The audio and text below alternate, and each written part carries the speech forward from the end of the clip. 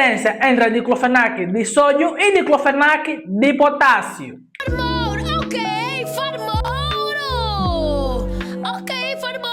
Antes mesmo de frisarmos literalmente da diferença que existe entre diclofenac de potássio e diclofenac de sódio, é super, hiper, mega importante esclarecermos certos assuntos que ficam aí meio embaraçados para alguns colegas farmacêuticos técnicos de farmácia, porque eu sou técnico de farmácia, ainda não sou farmacêutico, estou caminhando para ser um farmacêutico.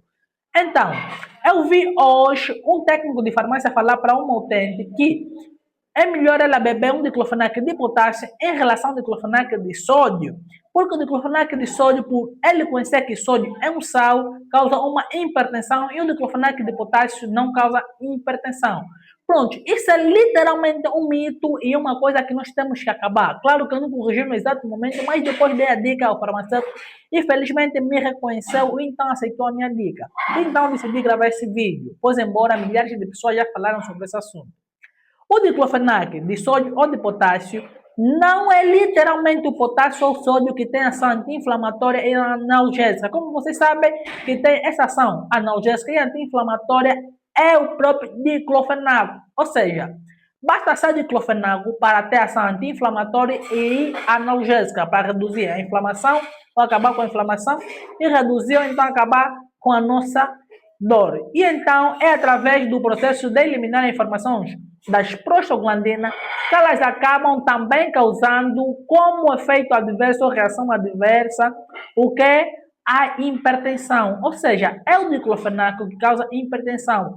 Não é o sódio nem o potássio que causam hipertensão. Então, no final das contas, qual é a diferença entre diclofenac de potássio e diclofenac de sódio? Porque se existe um diclofenac de potássio e diclofenac de sódio, claro que existe uma certa diferença. Ainda que essa diferença, entre aspas, seja irrelevante, mas sim é diferença. Sim, é uma diferença. Mas é importante também esclarecer outra coisa, sei que você está aborrecido. É importante que saibas que tanto o potássio quanto o sódio, eles são sal, e esses sal mudam e facilitam a velocidade com que o fármaco vai ser absorvido e, consequentemente, ter a sua ação terapêutica. Ou seja, o diclofenac de potássio, ele se liga ao íon de potássio. E como íon de potássio são mais solúveis em ambientes ácidos, assim como o estômago, os fármacos que são diclofenac de potássio, por se ligarem ao íon de potássio, eles são rapidamente absorvidos e, consequentemente, têm a sua ação mais rápida num tempo de 30 minutos a 1 hora no máximo. A literatura é só artigo que vocês podem encontrar 20 minutos a 1 hora, mas é basicamente esse conceito. Já o diclofenac de sódio, ele se liga a íons de sódio que acabam sendo menos solúveis em ambiente ácido, comparando-se a íons de potássio, tornando assim o diclofenac de sódio menos solúveis em ambiente ácido, comparando principalmente com o diclofenac de potássio. Também, além desse facto, é que os diclofenac de sódio, geralmente, eles são revestidos, ok?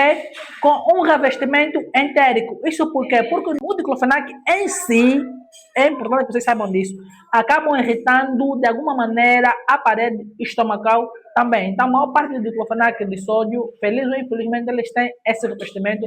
Também acabam se tornando mais resistentes em ambientes ácidos. Mais resistente em ambientes ácidos significa que vai ter a sua ação de alguma maneira mais prolongada e mais duradoura, comparando-se ao diclofenac de potássio.